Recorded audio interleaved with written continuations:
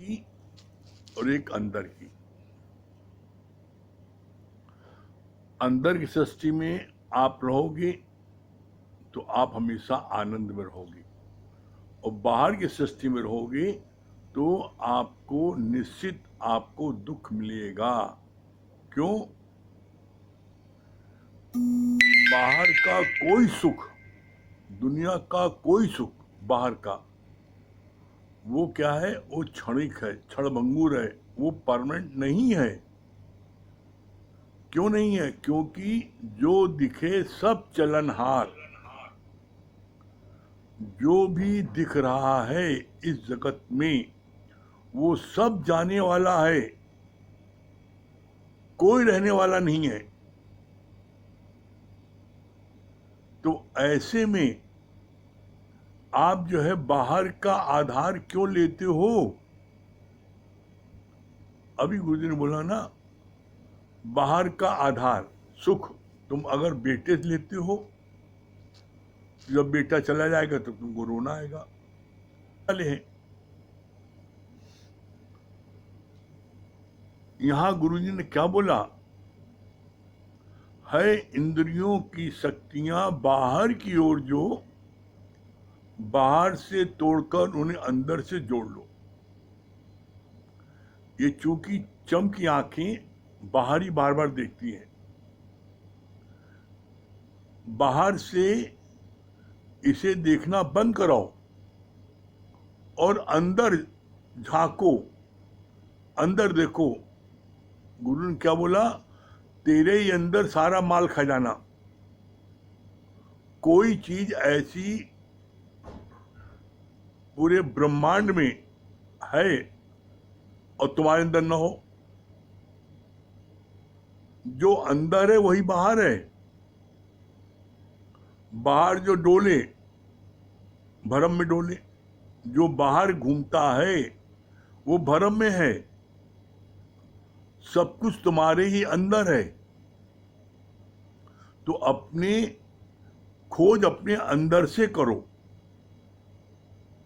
जब अपने अंदर खोज करोगे तो देखोगे सारा माल खजाना तुम्हारे ही अंदर है। कैसे? इसका गुरु जी ने बहुत ही सुंदर प्रमाण दिया। क्या दिया? हिरण की नाभि से खुशबू आती है तो वो उस खुशबू को, महक को लेने के लिए पूरे जंगल में दौड़ता है कि खुशबू कहां से आ रही है। दौड़ते दौड़ते उस खुशबू की खोज में वो सारा जंगल दौड़ता है, और दौड़ते दौड़ते जब वो थक के चूर हो जाता है, और जब वो फिर जब आराम करता है, विश्राम करता है, तो जब देखता है अपना ही मुख अपनी नाभि के पास जब रखता है आराम के लिए, तो देखता है सारी सुगंध ही नाभि से आ रही है। तो इसी तरीके से दुनिया का कोई सुख वो सब तुम्हारे ही अंदर है। तो इसीलिए गुरु ने क्या बोला? अगर अंदर का आधार लोगे तो कभी भी दुखी नहीं होगे। क्यों? अंदर का आधार कभी भी टूटने वाला नहीं है। जब चाहें आप उसका रसपान करो। निकाला, रसपान किया। कैसे? जैसे आपने गुरु की वाणी नित्य सुना है, नित्य सुन रहे हैं गुरु की वाणी, सुनते सुनते आपके अंदर माल खजाना इकट्ठा हो गया है, और जब जीवन में कोई विपरीत परिस्थिति आती है तो आपका तुरंत माल खजाना आपके अंदर से निकलता है कि हाँ, गुरुजी ने पहले ही बताया था कि भाई ये कर्म प्राणी है, कोई उल्टा चलेगा कोई सीधा चलेगा। तो हम गुरु के ज्ञान के खजाने से फिर दुखी नहीं होते। हमें कोई भी परिस्थिति दुखी नहीं कर पाती। क्यों? क्योंकि जब भी कोई बात आई तुरंत गुरु का ज्ञान अंदर से निकला। और ये भी कब तक है? ये जब तक आप ज्ञानी बनते हो, जब तक आप ज्ञानी की स्टेज पर, ज्ञानी की स्थिति में रहते हो, तब तक ये बातें आती हैं और उसका तुरंत निस्तारण हो जाता है गुरु के ज्ञान से। जिस दिन आप ब्रह्मज्ञानी की स्टेज में आ जाओगे तो आपको कोई बातें छू ही नहीं पाएंगी। इसका प्रमाण है। क्या प्रमाण है? बोला 4 प्रकार के लोग होते हैं। एक होते हैं मूढ़ अज्ञानी, दूसरे होते हैं जिज्ञासु, और तीसरे होते हैं ज्ञानी, और चौथे होते हैं ब्रह्मज्ञानी। यहां पर हर कोई सत्संग में आने के पहले मूढ़ और अज्ञानी ही था। सत्संग में आने के बाद उसकी मूढ़ता और अज्ञानता समाप्त होती है धीरे धीरे, जैसे जैसे गुरु के वचनों को लगाता है अपने जीवन में। तो इसका प्रमाण क्या दिया? इसका प्रमाण दिया कि जो अज्ञानी होते हैं, मूढ़ होते हैं, उनके जीवन में जब कोई घटना घटित होती है तो उस घटना को वो जीवन पर्यंत भूल नहीं पाते। मरते दम तक उसको याद रखते हैं और मरते दम तक उस चीज को निभाते हैं।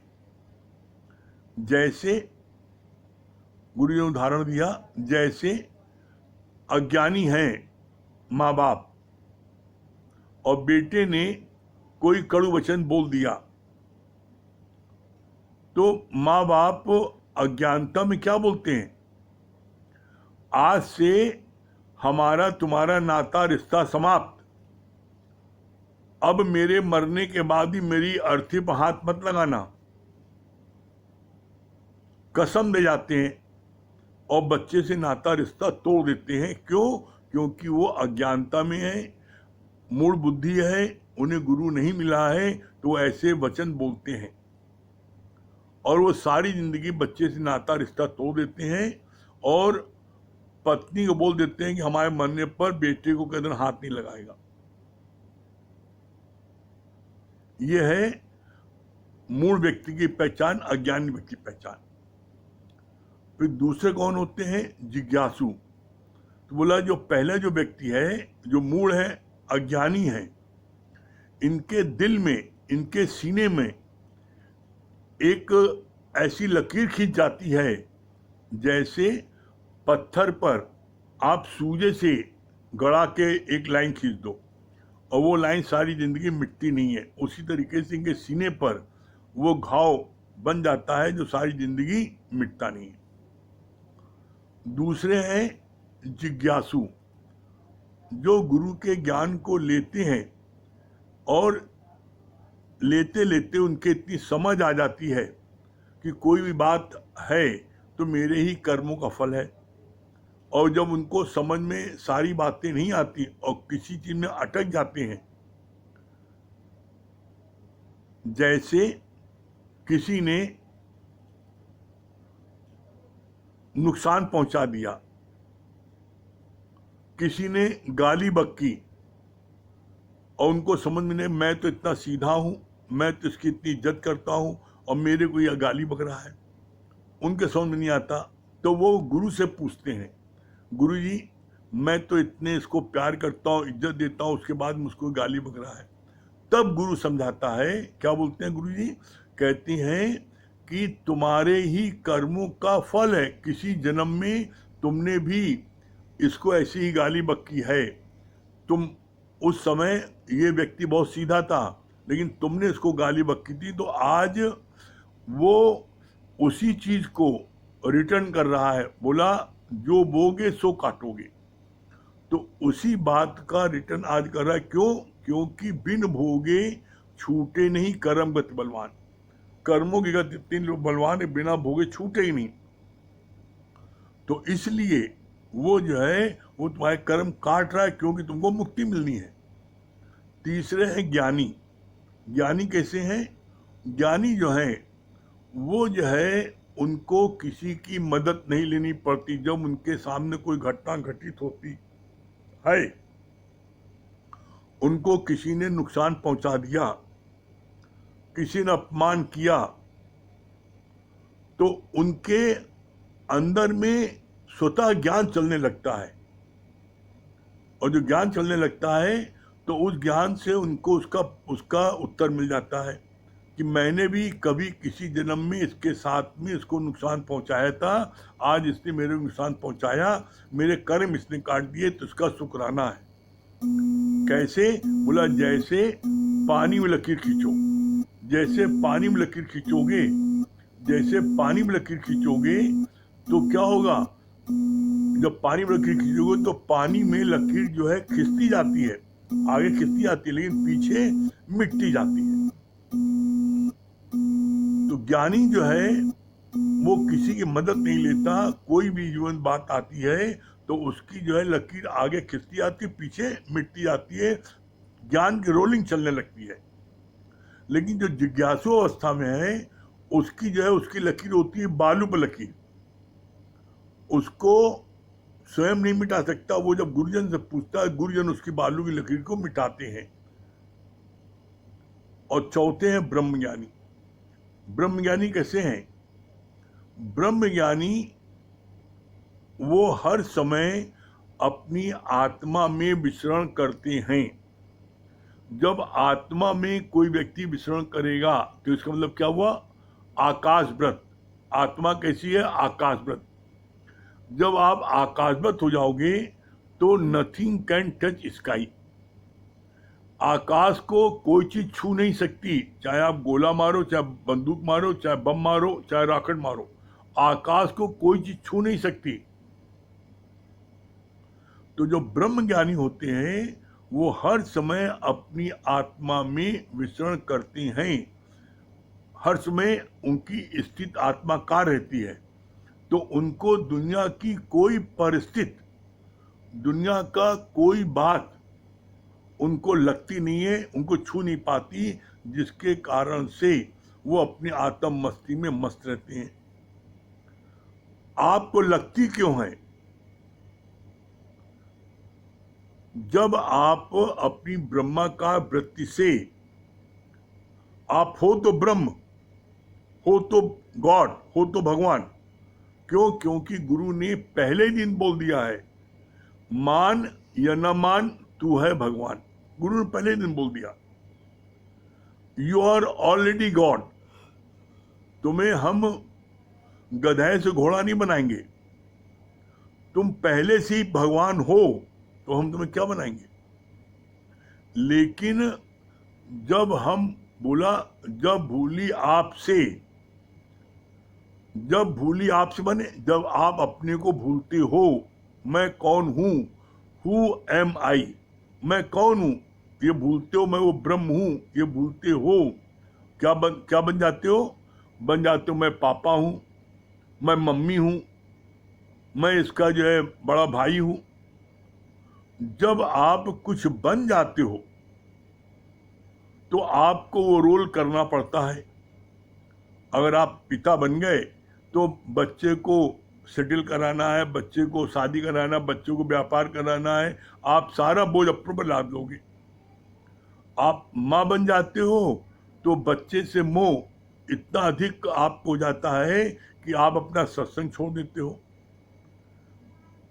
एक मोह के कारण भरत दरी दोधे, मोह 7 चमड़ी के अंदर पड़ा होता है। तो आपको माँ बनने के लिए, पापा बनने के लिए किसने कहा? आप स्वतः बन गए ना। इसलिए गुरु ने क्या कहा यहाँ पर? बनना बनाना छोड़ो। क्यों? क्योंकि आप पहले से भगवान हो।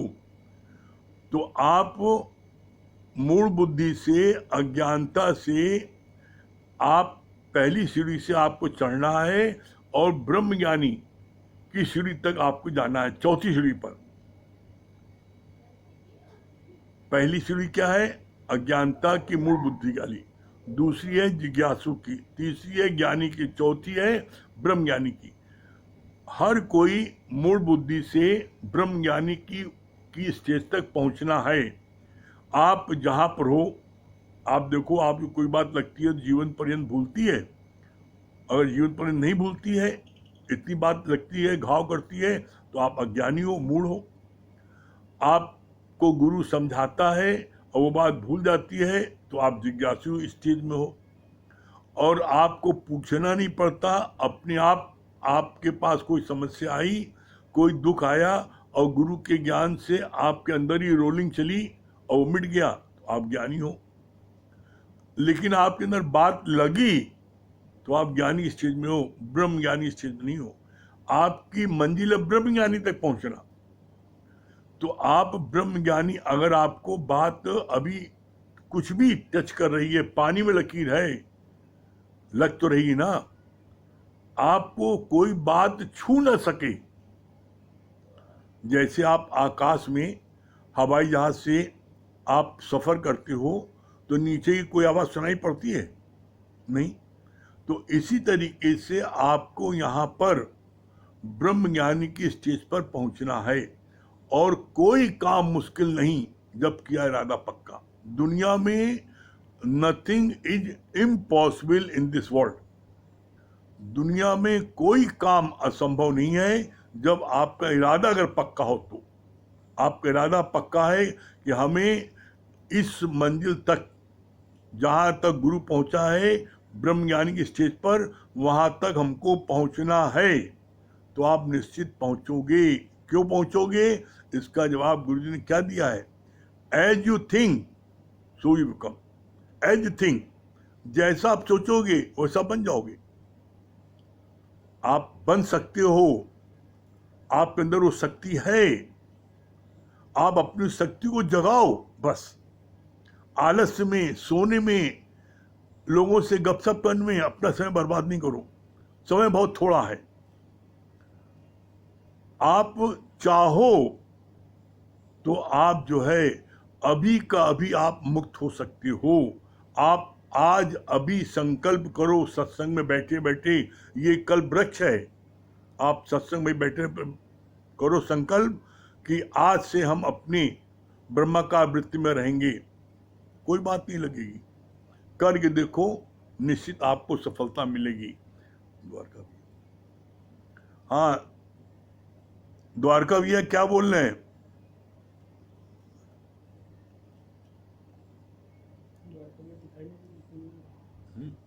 अशोक भैया,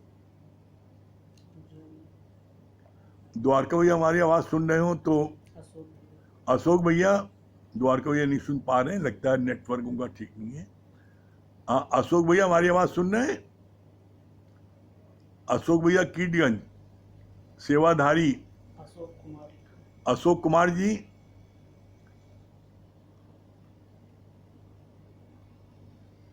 अशोक कुमार जी हमारी आवाज वाणी सुन रहे हो तो वो सामने आए।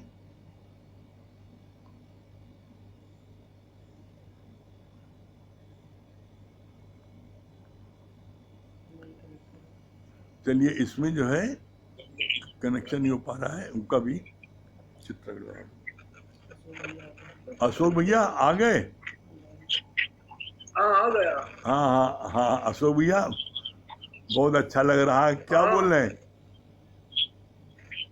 बहुत अच्छा लग रहा है आपको। हमको भी बहुत अच्छा लग रहा है आपको देख करके। क्या बता रहे हैं? आज गुरुजी भी आएंगे हैं? और क्या आपकी होम मिनिस्ट्री कहाँ है? आप क्या बता रहे हैं? ये बगल में है। बगल में, हाँ हाँ, वेरी गुड। अरे थोड़ा उनको भी जगह दिए, थोड़ा सा हरिओम। हाँ, क्या बोल रही है, क्या बता रही हैं? हाँ, आवाज आ रही है आपकी? क्या बता रही हैं? आ रही हाँ आ रही है। अच्छा लग रहा है, शांति मिल रही है। हाँ, पत्थर की लकीर नहीं बनना है। हाँ, पत्थर की लकीर, पानी की लकीर, हवा की लकीर है ब्रह्म ज्ञानी स्टेज पर। हाँ, हवा की लकीर। हाँ, ये वेरी गुड, बहुत बढ़िया। देखिए गुरु कितना अच्छा गुरुजी ने अरेंजमेंट कर दिया है, घर बैठे हम लोग आपस में मिल रहे हैं, कितनी अच्छी बात है। हाँ चित्रा रानी और अशोक भैया ठीक ठाक सब अच्छे हाँ से ना? गुरुजी हरिओम। हाँ हरिओम हरिओम चित्रा जी, हरिओम। क्या लिखा गुरुजी के लिए, क्या बता रही हैं, पहले क्या सुना? हाँ बहुत अच्छा लगा कि जैसे हिरन के अंदर कस्तूरी रहती है और जगह जगह भागती रहती है, उसी प्रकार हमारे अंदर ज्ञान है, लेकिन हम परमात्मा को बाहर खोजते हैं। जब गुरु मिलते हैं तो वही हमको बताते हैं कि तुम्हारे मान न मान तू है भगवान, तेरे अंदर ही वो लाल छिपा है और तू बाहर खोज रहा है। और दूसरी बात और अच्छी लगी कि 4 प्रकार के लोग होते हैं, जैसे एक मूढ़ अज्ञानी और दूसरा वो जिज्ञासु, तीसरा ज्ञानी और चौथा ब्रह्म ज्ञानी। तो हम लोग की बस यही प्रार्थना है कि हम लोग ब्रह्म ज्ञानी की स्थिति में आ जाए, और आपकी कृपा से, आपके आशीर्वाद से, आपके प्यार से बहुत अच्छा लगता है गुरुजी। गुरु का शुक्राना गाए क्या गुरुजी? हाँ हाँ बताइए गुरु का शुक्राना, बताइए क्या बता रही हैं? हाँ गुरुजी उठा रहे हैं। छोटी वाली यार अभी देर में सुन चला ना।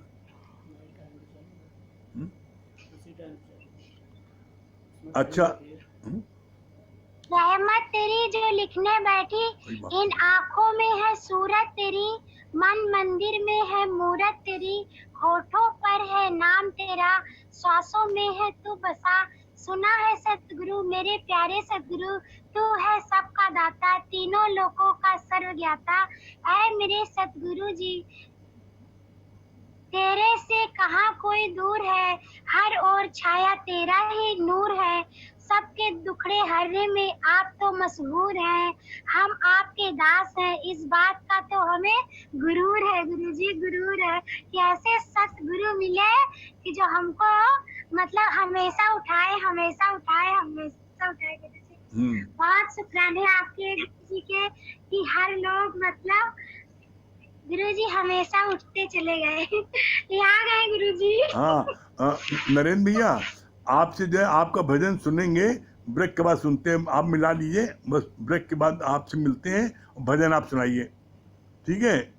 ठीक है गुरुजी। हाँ ब्रेक हरिओम करते हैं, गुरुजी। ब्रेक से आपसे मिलते हैं, भजन सुनाइए, आगे आइए।